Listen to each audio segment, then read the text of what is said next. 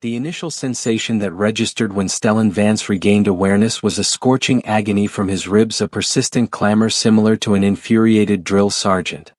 His next observation was the profound stillness, a deeper quiet than mere lack of noise. It was a chilling sensation that prickled his skin and activated every defensive reflex. He had navigated 3 colonial conflicts, 17 deployment drops, and a particularly unfortunate skirmish at Triton Station's bar.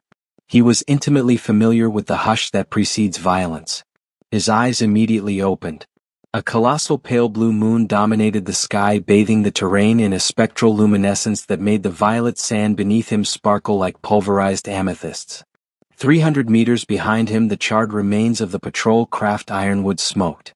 Its hull was fractured, resembling an egg smashed from orbit, which Stellan reflected with bitter irony was an accurate summary of events. One moment he was executing a routine surveillance mission along the outer perimeter, the next a gravitational distortion of some kind had seized his vessel like a clenched fist and hurled it towards this desolate planet. He forced himself upright onto his knees, disregarding the painful protests of his injured body. His tactical uniform was ripped, the material scored by shrapnel, and his white garment underneath was stained with a substance that could have been blood or engine fluid.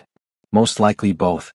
His sidearm holsters were still secured to his waist, but one weapon was missing and the other felt surprisingly light.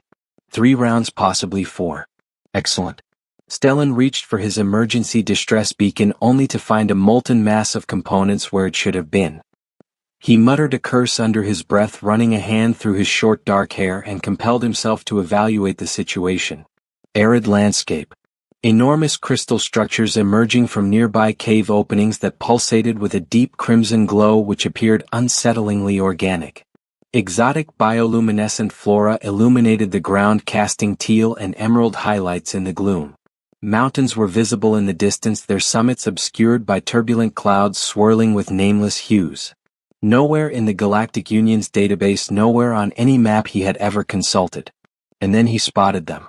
They materialized from the shadows like phantoms made flesh, moving with a supernatural grace that defied conventional physics.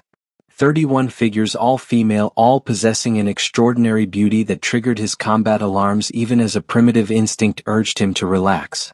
Their hair was the shade of starlight platinum blonde and cascaded past their waists, stirred by a warm breeze that had no obvious source. Their ears were tapered to elegant points reminiscent of ancient Earth folklore about elves, yet there was nothing whimsical about their scrutiny of him. Their eyes radiated crimson light, not figuratively, not a trick of the environment. They burned with a bright scarlet luminescence that cut through the darkness. And when the foremost woman offered a smile, Stellan saw fangs. He had his single remaining pistol drawn before his next heartbeat, aimed at the nearest figure. She exhibited no reaction. None of them did.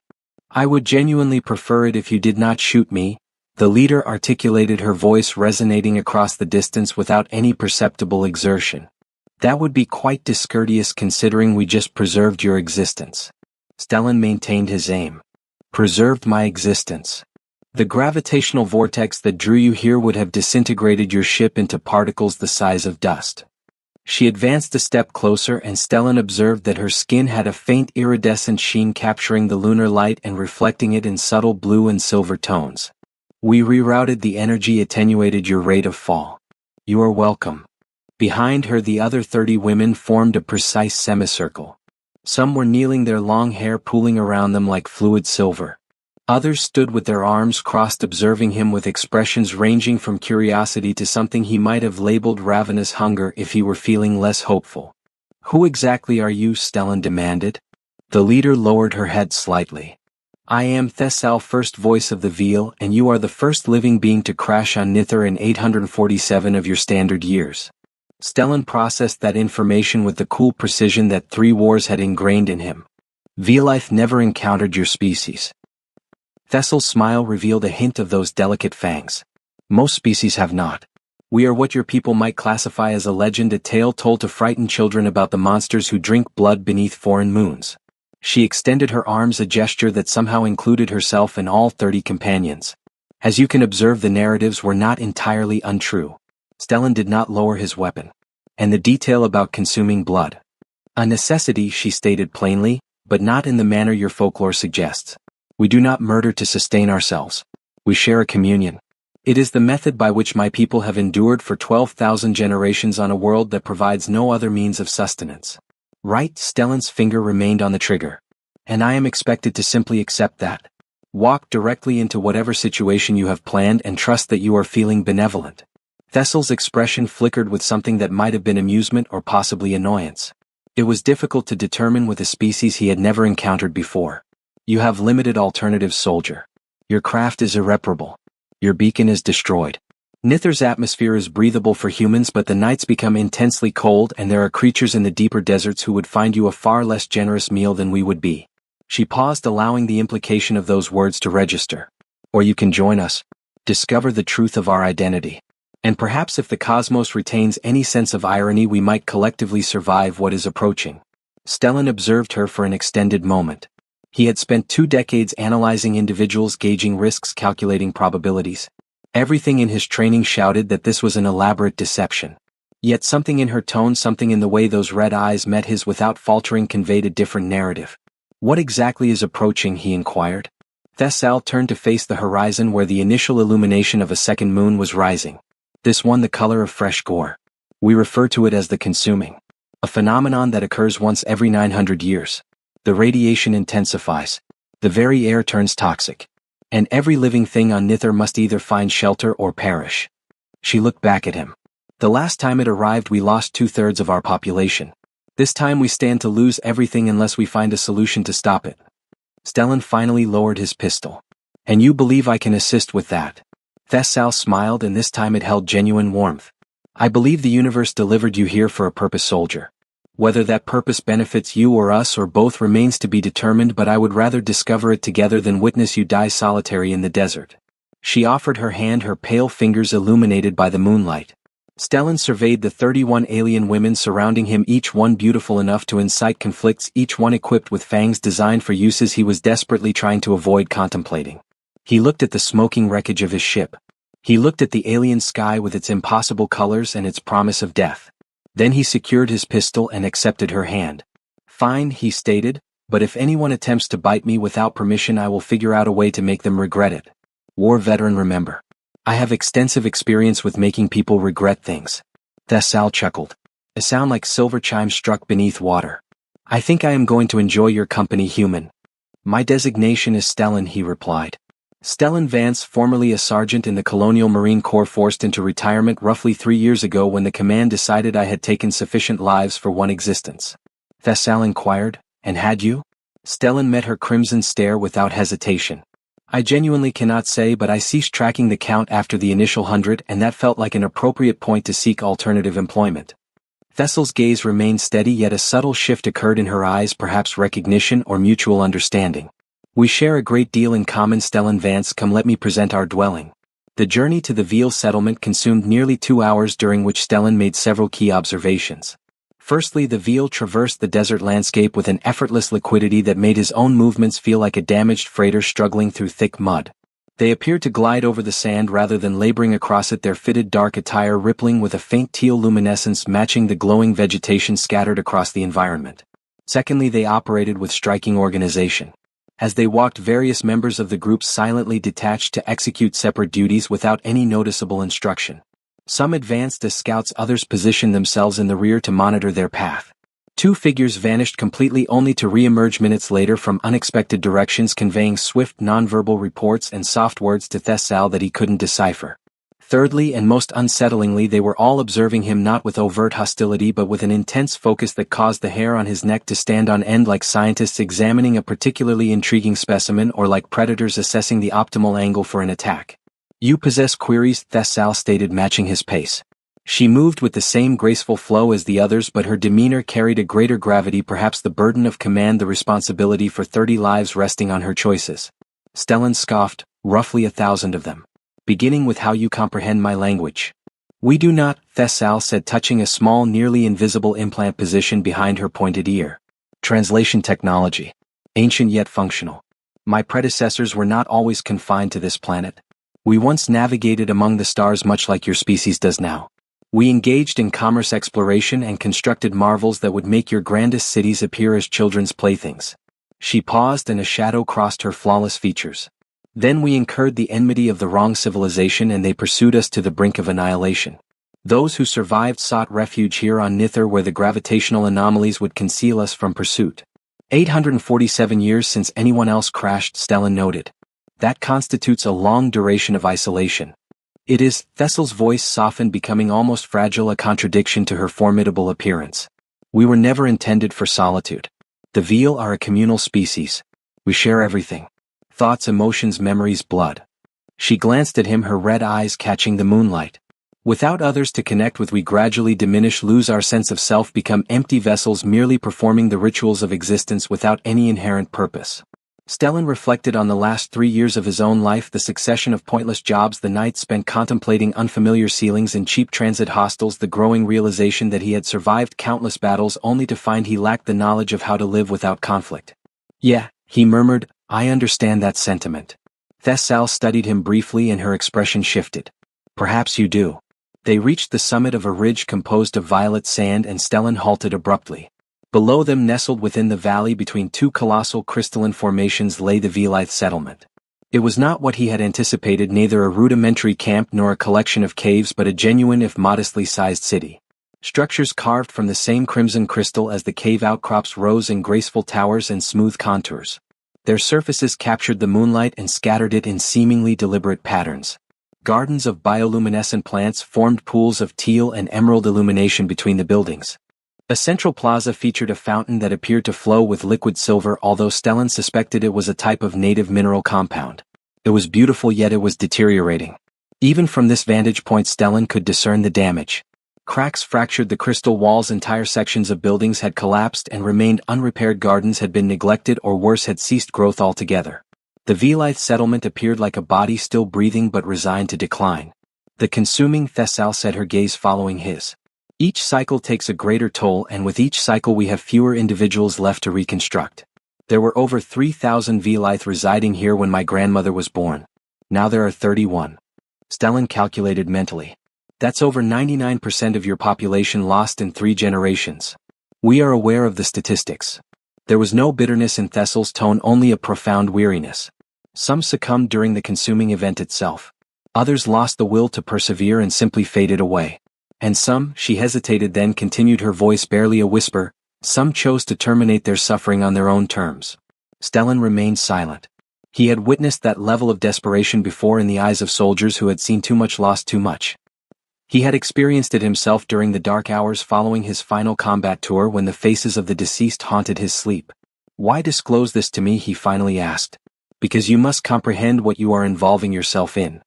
Thessal turned fully toward him, and in the light of the twin moons she looked ancient despite her youthful features. An old spirit in a young form, bearing responsibilities that would have crushed lesser beings. We are not seeking a savior, Stellan Vance. We are not foolish enough to believe that one human can resolve issues that have plagued us for centuries, but we are searching for hope, and sometimes hope manifests in unexpected forms. She began the descent toward the settlement, her platinum hair trailing behind her like a banner yielding to the wind. Stellan watched her go for a moment, then followed.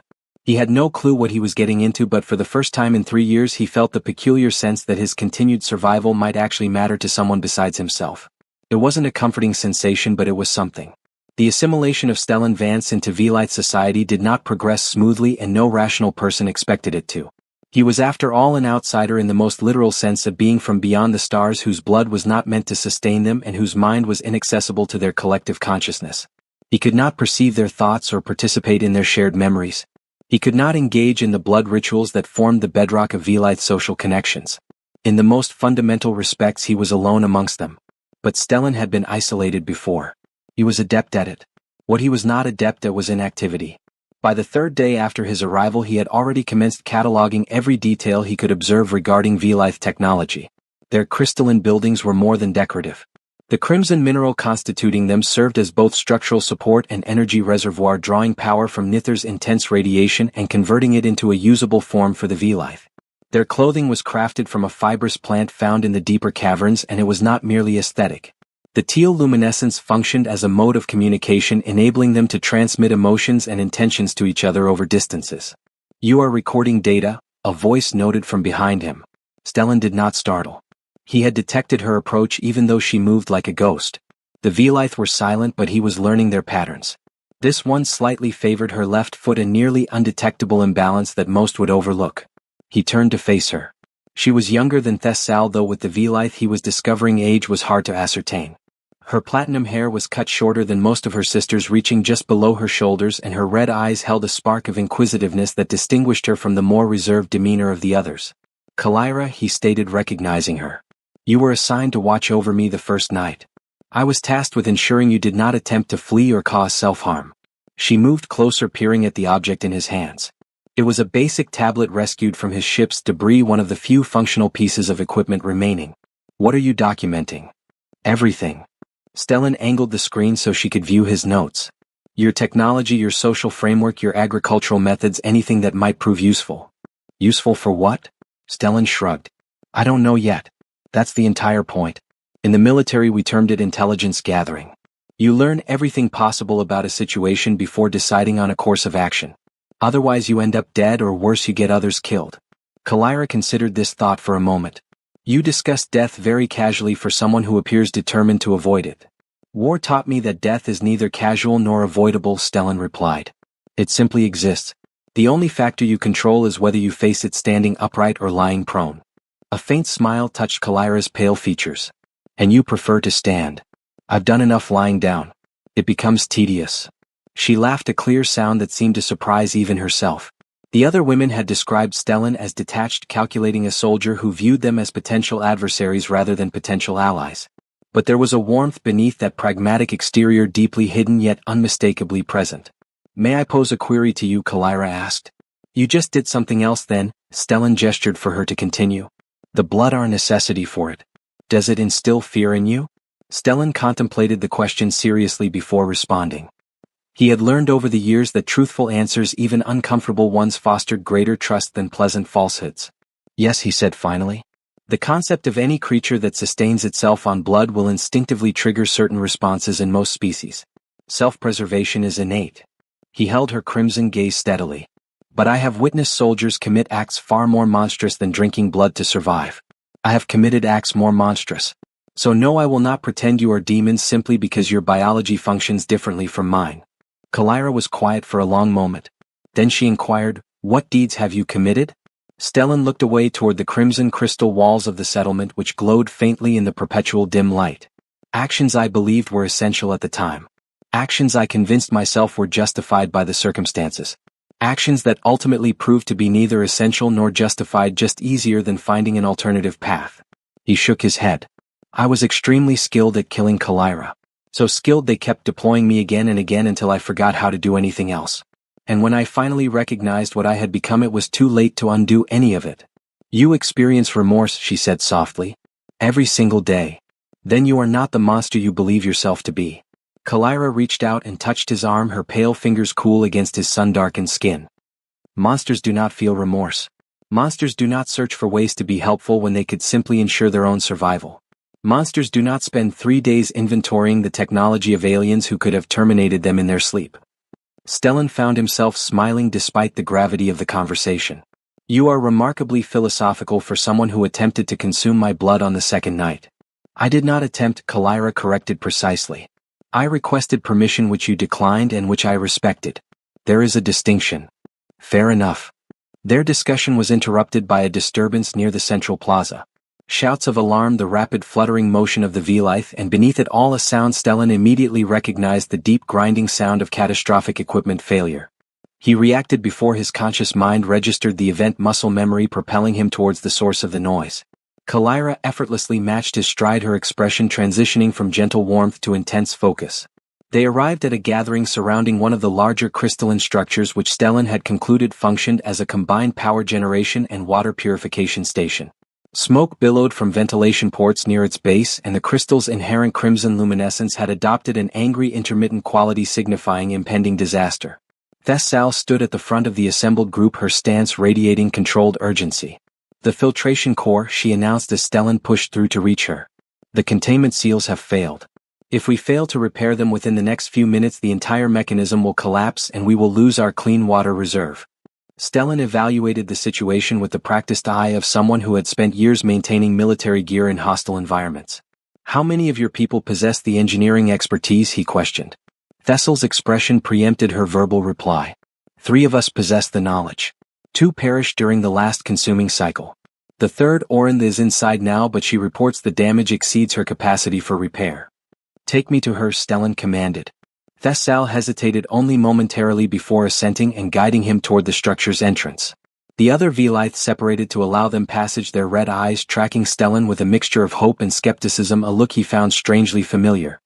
He had seen the identical expression on the faces of civilian refugees watching approaching soldiers, unsure whether salvation or destruction was drawing near. The building's interior was intensely hot, filled with caustic smoke that irritated Stellan's eyes. Crystal machinery hummed and clicked around him, far more complex than the exterior had implied. And at the epicenter, a Velith woman knelt before a massive cylindrical apparatus that Stellan identified as a form of centrifugal separator. Orinth looked up as they approached. Her platinum hair was singed at the ends and dark fluid stained her pale hands. She was older than the other Velith Stellan had encountered. Lines of age and fatigue were etched into her beautiful features, but her red eyes burned with the frustrated resolve of someone who refused to accept defeat. The casing fractured, she stated abruptly. The seal is lost and I lack any replacement substance that can endure the internal pressure and temperature. Stellan moved closer, examining the damaged mechanism. The centrifugal separator operated on principles remarkably similar to equipment he had utilized during his military service, merely constructed from unfamiliar materials. The underlying engineering, however, was universal. What temperatures are we dealing with, he asked. Orinth blinked, clearly surprised by his inquiry. 400 degrees standard, potentially higher during peak operation.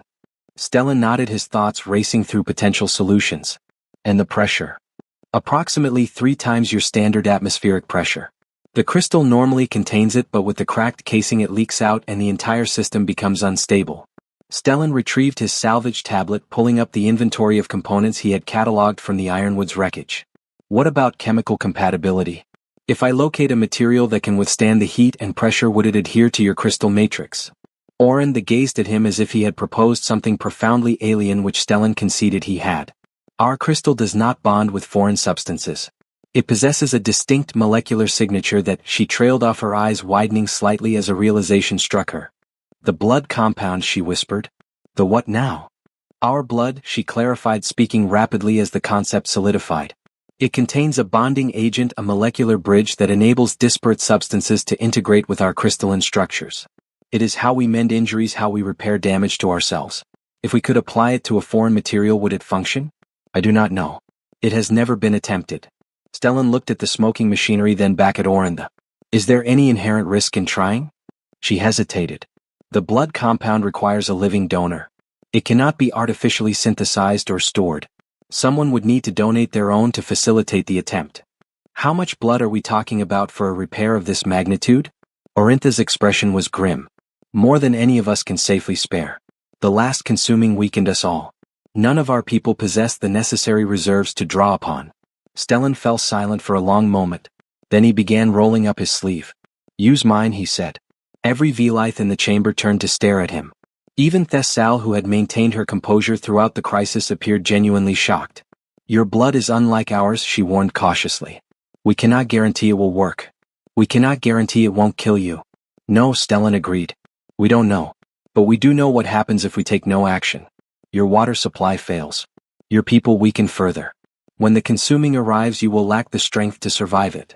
He met Thessal's crimson gaze without flinching. I have spent the last 3 years searching for something worth dying for. If this is it, then at least I perish attempting to save lives instead of taking them. The silence extended for what seemed like hours, though it was likely only seconds. Then Thessal stepped forward and took his hand. We do not demand this of you, she said softly. You do not have to ask. I am offering. Thessal scrutinized his face for a long time, discerning something in his expression that seemed to satisfy her. Very well, she conceded finally. Orinth, prepare the integration chamber. We will attempt a synthesis. What followed was one of the most bizarre experiences of Stellan's life, which was saying something considering his history.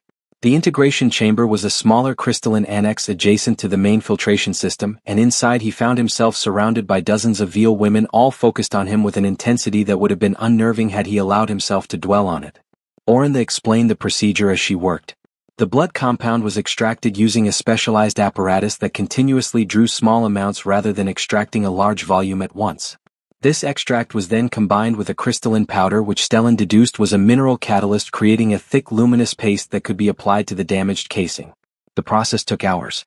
Stellan felt the gradual depletion from the blood loss, the resulting lightheadedness, but he had endured worse, far worse. He concentrated on maintaining steady breathing, a calm heart rate, and tried to ignore the 31 pairs of red eyes watching him with an expression he was starting to recognize as something far more intricate than hunger. It was respect, and perhaps, if he wasn't mistaken, gratitude. It's functioning, Orin announced, genuine awe in her voice. The molecular bridge is establishing itself. Your blood is compatible with our crystalline matrix. Stellan managed a faint smile. Glad to know I'm useful for something besides violence. Thessal moved to stand beside him, her cool hand resting on his forehead. You have given us more than you comprehend, Stellan Vance. Not merely your blood, but something we had lost. Oh. The conviction that tomorrow might differ from today. The repairs required another 3 hours to finalize, by which time Stellan was weak enough that he had to be carried back to his quarters by 2 of the younger Velith. He drifted in and out of consciousness, aware of cool hands tending to him, soft voices speaking in a language the translator could not fully capture, the strange sensation of being cared for by beings he had only just met days prior. When he finally awoke fully, he found Kalira sitting next to him, watching him with those luminous red eyes. How long? He asked, his voice rough. 14 hours. She handed him a container of water which he consumed gratefully. You almost died. Your species does not regenerate blood as rapidly as ours. Worth it. Kalira smiled. And for the first time Stellan saw no trace of predatory intent in her expression. Only warmth, only connection. The filtration system is fully operational. Orin believes it will endure for years, perhaps decades. You saved us. I bought you time, Stellan corrected. The consuming is still approaching. We still need to find a way to halt it. We, Kalira repeated softly. Stellan met her gaze. I reached a firm conclusion when I donated my blood. I am uncertain if your people accept non-natives, but I am staying. Not until this situation is resolved one way or another. Kalira leaned in and gently touched her lips to his forehead, a gesture of thanks, or maybe a blessing, or perhaps something entirely different. Then you must rest, Stellan Vance. Tomorrow we commence strategizing, and for the first time in centuries we will not strategize in isolation. The subsequent weeks drastically altered Stellan's understanding of the Velith and their world. He dedicated himself entirely to studying the consuming, analyzing the radiation signatures, the geological data, anything that might offer clues into the phenomenon threatening their destruction. The Velith in return revealed themselves to him in ways that surpassed simple collaboration. They shared their history, their societal norms, their hopes and their griefs. Stellan learned that each of the 31 women possessed a narrative, a distinct viewpoint forged by ages of survival against insurmountable adversity. Thessal, the sovereign who had witnessed her own mother succumb after the last consuming and had vowed to prevent the same fate from claiming her people. Orin, the engineer whose brilliant intellect had sustained their technology far past its intended operational life. Kalira, the youngest of the adult cohort born during the last consuming and who had never experienced a period when her people were not dwindling. And there were others. Vanya, whose talent for cultivating the bioluminescent gardens had provided food when other sources failed. Sareth, the keeper of records who maintained meticulous accounts of every Velith who had lived and died since their banishment began. Oriel, who possessed an almost innate ability to sense the planet's disposition and forecast hazardous weather events. Each of them was remarkable in her own right. And each of them, Stellan finally realized, was looking at him with an expression he was at last beginning to comprehend. It was not merely respect or appreciation. It was interconnectedness. The identical bond the Veal shared among themselves now extended to embrace him. He was becoming integrated into their family, their community, their aspiration for the future. The pivotal insight occurred during one of his late-night research sessions within the ancient vault that functioned as the Velith library. Thessal found him there, surrounded by crystalline data tablets and holographic visualizations of Nither's geological past. You should be asleep, she remarked, settling gracefully into the chair opposite him. So should you, Stellan countered. Leaders do not possess the luxury of sleep when their people are in peril. Neither do soldiers. Thessal smiled, an expression that had become familiar to him over the weeks. Is that still how you categorize yourself? A soldier? Stellan considered the question thoughtfully. I am unsure what else I could be. Combat is the only thing I have ever known. That is inaccurate. Thessal leaned closer, her red eyes catching the light from the holographic displays. I have observed you, Stellan. When you repaired the filtration system, you were not fighting. When you instructed Vanya on methods to enhance her garden yields, you were not fighting. When you sat with Sareth for hours listening to the histories of Velith who perished before your birth, you were not fighting. She reached across the table and grasped his hand. You are capable of far more than destruction. You have simply never permitted yourself to explore it. Stellan stared at their joined hands, her pale skin against his sun-weathered bronze. Perhaps, he said slowly, but the consuming is still approaching, and when it arrives, fighting might be the only thing that matters. Perhaps we will discover a different solution. Thessal squeezed his hand gently. Regardless, you will not face it alone. The breakthrough arrived 6 weeks following Stellan's arrival, and it originated from an unexpected source. Oriel, the expert in planetary sensory data, had noticed something peculiar about the approaching consuming event. The radiation patterns were not arbitrary as had always been assumed. They followed a specific trajectory originating from a point deep within Nither's largest mountain range.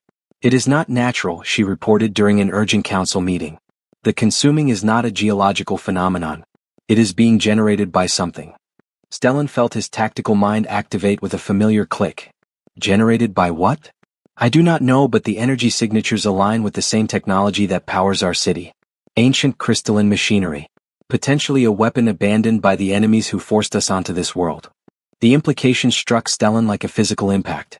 If the consuming was artificial, it could potentially be deactivated. Not merely endured, not simply survived. Deactivated. We must locate it, he declared, already forming strategies. Pinpoint the source and neutralize it. The mountain range is 300 kilometers away, Thessal pointed out, traversing some of the most treacherous terrain on Nither. Even at our speed, the journey would require weeks, and the consuming begins in less than 10 days. Then we depart immediately. The expedition was organized within hours. 12 Veliths selected for their specialized skills and resilience would accompany Stellan across the desert to the mountains.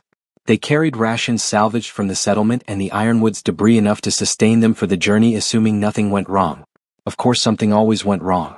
They maintained excellent progress for the first 5 days, traversing the violet sands at a speed that even surprised the Velith. Stellan had undergone training for severe environments during his military tenure, and while he could not match their supernatural velocity and stamina, he managed to keep pace far better than any of them had anticipated. You are remarkable, Thessal commented one evening as they rested in the shadow of a massive crystal formation. For a species that developed without the pressures we endured, you are impressively adaptable. Stellan shrugged. Humans are stubborn. We dislike being told we cannot achieve something. Is that why you became a soldier? Because someone claimed you couldn't? No, I became a soldier because I was young and foolish and believed that fighting for a cause would imbue my life with meaning. He gazed out at the desert, watching the twin moons ascend. By the time I recognized that most causes are lies propagated by the powerful to persuade the powerless to die for them, it was too late to choose differently. And now I am attempting to fight for something that genuinely matters. He looked at her, meeting those crimson eyes that no longer appeared foreign or menacing. I am trying to fight for your people, for you. Thessal held his gaze for a long moment. Then she leaned forward and kissed him, a soft, tentative touch laden with centuries of isolation seeking connection. I have not permitted myself to hope for anything beyond survival in a very long time, she whispered when they separated. But you inspire me to desire more. The ambush occurred on the 7th day. Stellan never saw the creatures that attacked them. They erupted from beneath the sand, massive predators with bodies like armored snakes and jaws filled with crystalline teeth that could tear through Velith flesh like paper. They struck with animal cunning, first targeting the expedition's supplies, destroying their food and water before the Velith could react. Defensive formation, Thessal commanded, and her people responded with the fluid synchronization of beings who shared thoughts. But Stellan could not share their thoughts. He was isolated in his own mind, relying on intuition and training to keep himself alive.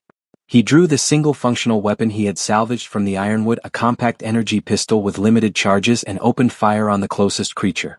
The blast struck it in what passed for a face, and it emitted a shriek that made Stellan's teeth ache, but it did not halt its advance. If anything, it seemed enraged, diverting its attention from the supplies to focus on the human who had wounded it.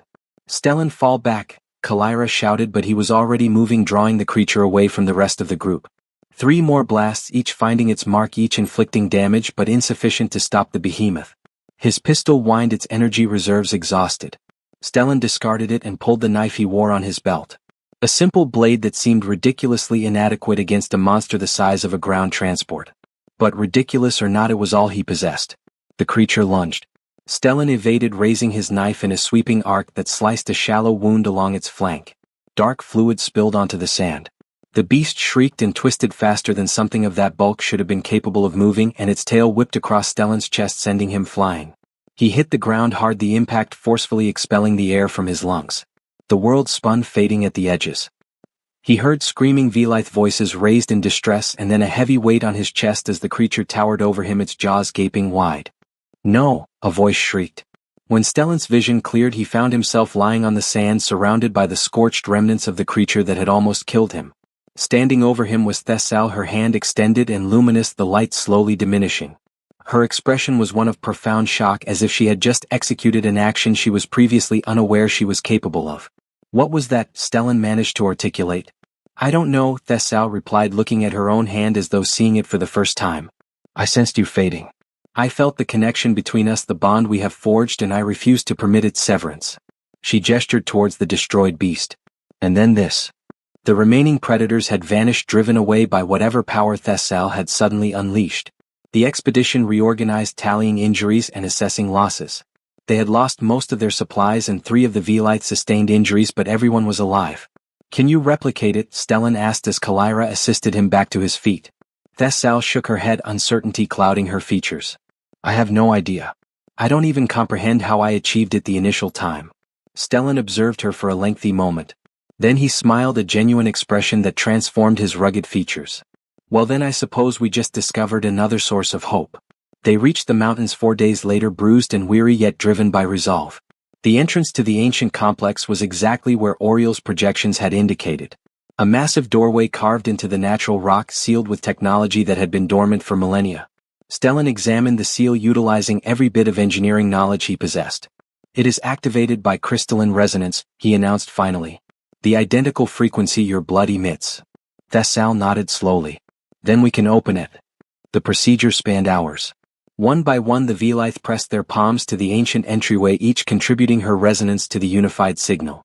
Stellan could not participate, but he stood alongside them, offering encouragement, reassurance, and the simple presence of someone who believed in their efforts. When the door finally yielded, they found themselves in a chamber of overwhelming proportions. Machinery rose around them, crystalline structures the size of buildings humming with an energy that had been accumulating for centuries. And at the heart of it all, a device that Stellan instantly recognized for what it was. A weapon engineered to generate radiation bursts capable of sterilizing an entire planet left behind by adversaries who aimed to ensure the Velith would never recover, never rebuild, would simply dwindle away over generations until nothing remained. "Can we deactivate it?" Kalira asked. Stellan studied the apparatus, tracing power conduits and control systems with a practiced eye. "Yes," he stated finally, "but not by shutting it down. The safeguard protocols are too intricate. We would require years to bypass them all, and we only have hours." "Then what course of action do we take?"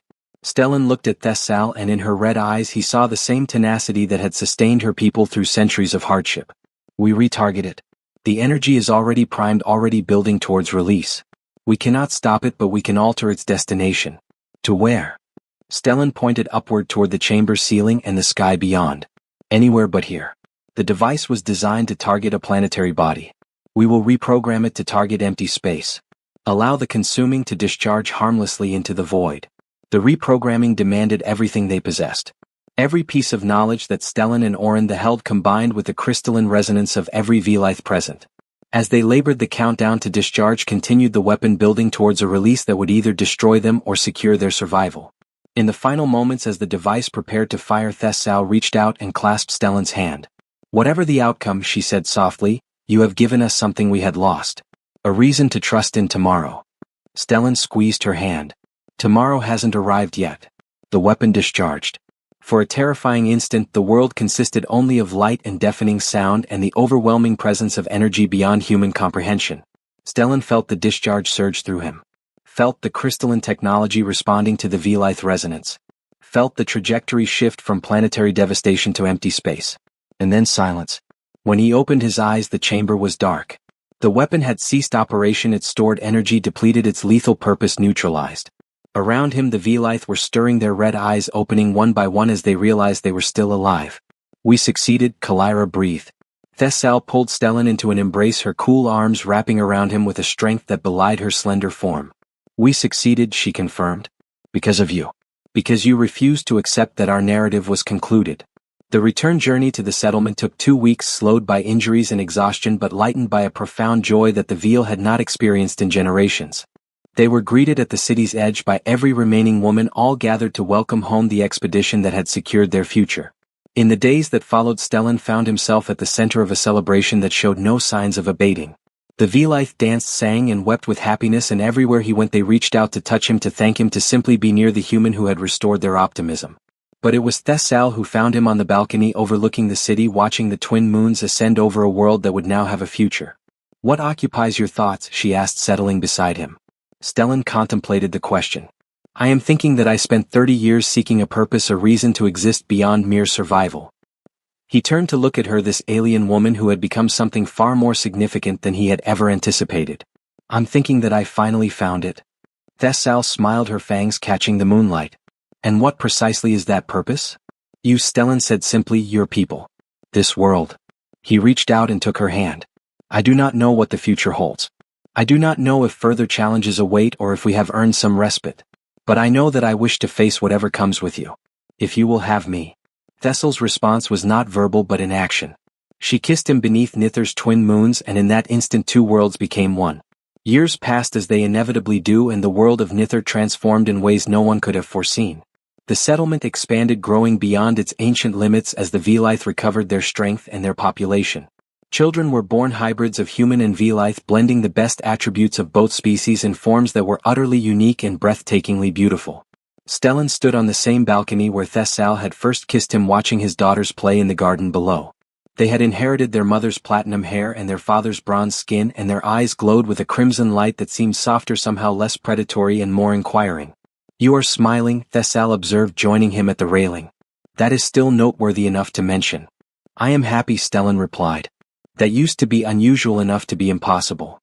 She leaned against him, her head resting on his shoulder. "What changed everything?"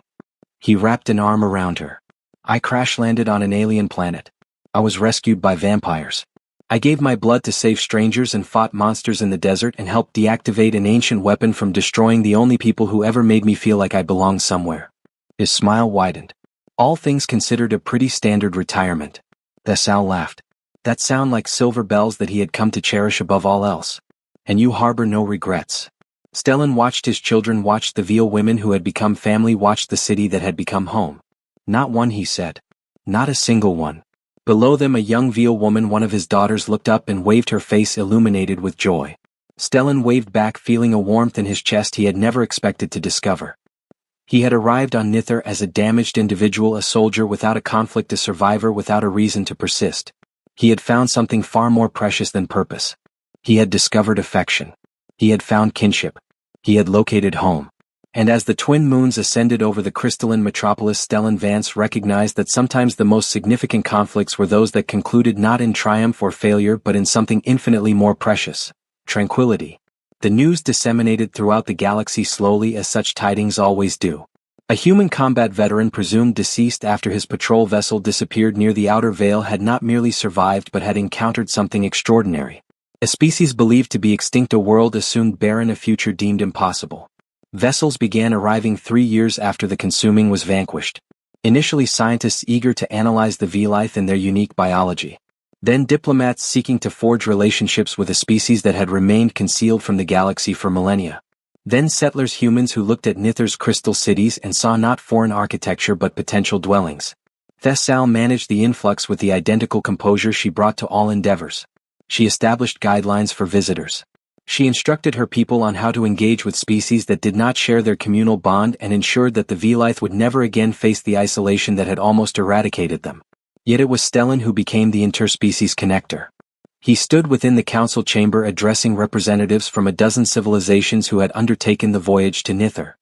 His uniform was replaced by Velith attire that seamlessly blended human utility with alien grace. His hair had silvered at the temples, a subtle reminder that even the blood connection he shared with Thessal could not halt the march of time entirely. "We are not seeking assimilation," he explained to the assembled delegates. "We are not requesting re-entry into galactic society as it currently operates. What we are offering is distinct. A new paradigm, a way of living that prioritizes connection over rivalry, community over conquest." A Turan ambassador, her scales reflecting the crystal light, raised a skeptical claw. "And what leads you to believe such a model is viable?" "History demonstrates that species compete. It is inherent to survival." History also demonstrates that species cooperate, Stellan countered. It is inherent to survival when rivalry becomes too destructive. He gestured toward the crystalline walls surrounding them. The V-Life endured for millennia in isolation. They could have continued to survive that way, but they chose to open their world because they understood that survival without connection is not true living. It is merely existing. Kalira stepped forward, her status as Thessal's second-in-command highlighted by the intricate luminous patterns on her clothing. "We do not ask you to abandon your customs," she said softly. "We only ask you to consider that there may be alternative paths, that the future need not be written in blood and domination." The deliberations continued for hours, as such discussions always do, but Stellan noticed a subtle shift in the room's atmosphere. The skepticism persisted, yet it was now moderated by curiosity, by hope, by the same fragile possibility that had sustained the V-Life through their darkest eras. When the session finally concluded, Thessal found him standing at the observation window watching the sunset paint the crystal city in hues of gold and crimson. "You were magnificent," she said. "I was adequate," he smiled wearily. "You were magnificent. Kalira was magnificent. I merely spoke words. Words possess power." She moved to stand beside him, her platinum hair catching the fading light. "You taught me that. When you first arrived, you spoke of fighting being your only knowledge, of violence being your sole tool." She took his hand. "Observe what you have become. A diplomat, a father, a bridge between worlds. That is not the work of a soldier." Stellan considered her words. "Perhaps not, but it is the work of a survivor. And I finally comprehend that surviving entails more than staying alive. It means constructing something worth existing for." Their daughters found them there as the stars emerged, bursting into the room with the energy that only children possess. The eldest, Alina, had her mother's refined features and her father's unyielding resolve. The youngest, Brainia, combined Stellan's practical mindset with Thessal's gift for leadership. "The ambassadors wish to know if they may visit the gardens," Alina announced breathlessly. "Aunt Vania said she would show them the bioluminescent flowers if you permit it." Thessal laughed. "Of course they may visit. Stellan, would you accompany them? You possess a knack for making outsiders feel welcome. Learn from the best." He kissed her cheek, then allowed his daughters to pull him toward the door. "I'm coming." The years continued to elapse, each one bringing new obstacles and new achievements. Nithar became a beacon of hope across the galaxy. Proof that even the most fractured things could be repaired, that even the most isolated species could find connection. Stellan observed it all unfold from his position at Thessal's side, marveling at the distance they had traveled. He was no longer a soldier or a survivor or even a bridge between worlds. He was simply a man who had discovered his place, surrounded by family, purpose, and love. On the anniversary of his crash landing 30 years after the Ironwood had plummeted from the sky, Stellan returned to the location where everything had begun. The wreckage was long gone, salvaged and repurposed by V-Life engineers. But the crystal formations remained pulsating with their eternal crimson light. Thessal found him there as she always did. "Remembering?" she asked. "Celebrating," he corrected. 30 years ago I was a shattered man falling toward a world I had never heard of. I believed my life was finished." He turned to face her, his silver-touched hair catching the moonlight. "I had no idea it was just starting." Thessal smiled, her red eyes warm with affection and decades of shared experiences. "And now I understand something I never did before." He took her hand, feeling the familiar cool touch of her pale skin. "The universe is vast and strange and sometimes terrifying, but it is also abundant with possibilities, overflowing with second chances, rich with love if you are willing to look for it." The twin moons ascended behind them, illuminating the desert in shades of silver and blue. In the distance, the crystal city glowed with vitality, filled with humans and V-Life and the children they had created together. Stellan Vance, former soldier, veteran of 3 colonial wars, survivor of 17 combat drops and one very unusual crash landing, held his wife's hand and watched the stars revolve overhead. And he smiled. Because sometimes, against all improbability and logic and expectation, the universe provides you with precisely what you require. Not what you requested, not what you anticipated, but exactly what you needed.